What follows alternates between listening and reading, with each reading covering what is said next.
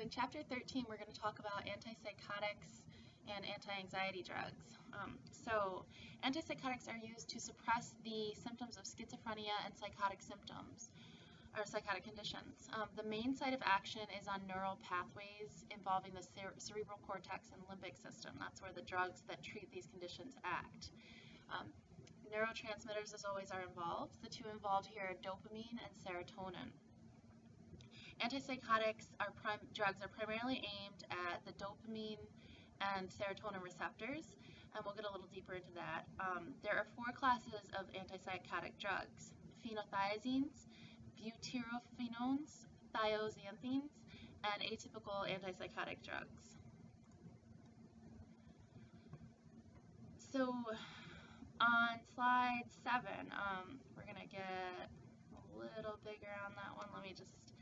It gives you a look at the receptors, the dopaminergic and the serotonergic receptors, and what kind of effects the different classes will have. So at the top there, we have high potency drugs, whereas at the bottom, at the top we have dopaminergic, serotonergic, cholinergic, and adrenergic, as well as histaminergic pathways, the nerves that are involved in those neuronal pathways. And then in each of the middle there, it talks about what drugs act at those specific nerve synapses.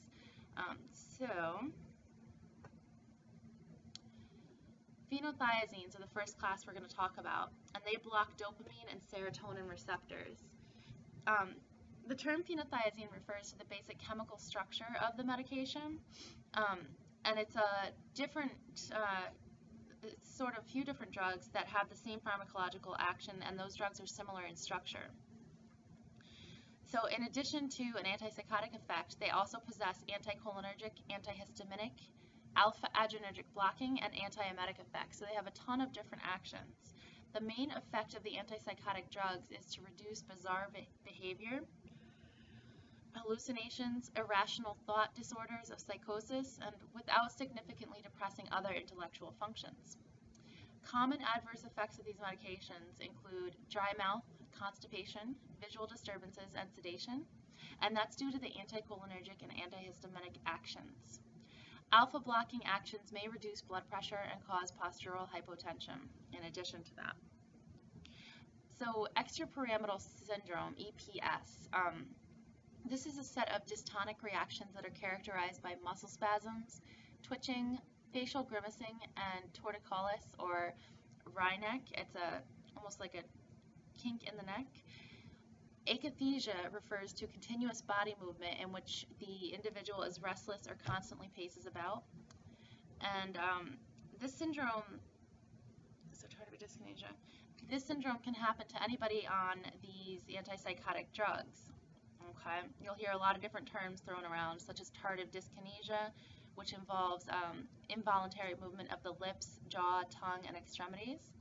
Neuroleptic malignant syndrome is associated with the use of antipsychotic drugs, and that is characterized by hyperthermia, muscular rigidity, catatonia, and autonomic nervous system instability. Okay, a lot of bad side effects come along with these medications, unfortunately.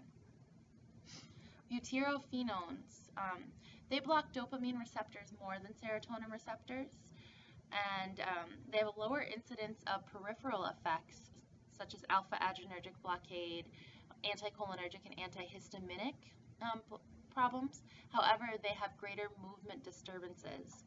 So the adverse effects are similar to that of the phenothiazines.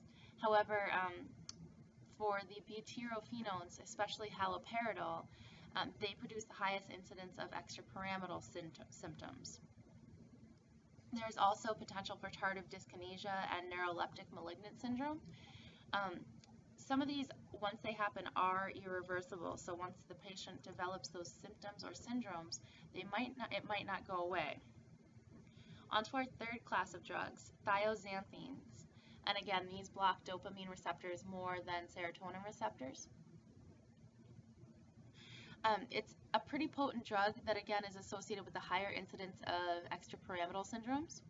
Thiazanthines generally cause less sedation and fewer anticholinergic and alpha blocking effects than that of phenothiazines. However, they do come with their own adverse effects: drowsiness, postural hypotension, and Parkinson's symptoms, as well as the extrapyramidal symptoms we talked about earlier. So atypical antipsychotic drugs, the last class, block serotonin receptors more than dopamine receptors, still have the potential for extrapyramidal symptoms, tardive dyskinesia, and neuroleptic malignant syndromes. They're also associated with the metabolic disturbances that you see in a lot of patients that are on these medications, such as weight gain, elevated cholesterol levels, and development of diabetes. Examples of medications in this class we might be a lot more familiar with: Abilify, Clozaril, Risperdal, and Zyprexa. Those are some of the newest medications out for antipsychotic medications. Usually antipsychotics should not be used in pregnancy unless the benefits outweigh the risks. So keep that in mind. Sometimes you will see patients on it even though they are pregnant, and in that case the doctor has decided it's better for them to be on the medication rather than for them to be without it. So on slide 12 gives you list of names under each of those categories, kind of to get you familiar with some of the medication in those categories. Okay. Moving on to anxiety. So anxiety is caused by uncertainty and situations that are interpreted as dangerous or threatening. The perceived dangers may be real or due to personal insecurities or unconscious psychological conflicts. And when anxiety is prolonged, significant behavioral and emotional changes can occur.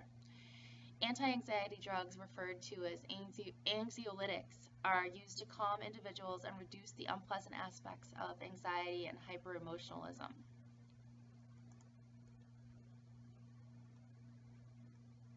Skipping around slides here. So we talked a little bit about antipsychotics. Anti-anxiety drugs include the benzodiazepines, such as diazepam, chlordiazepoxide, lorazepam, clonazepam. A lot of drugs that some of you might already be familiar with because they're pretty popular on the market.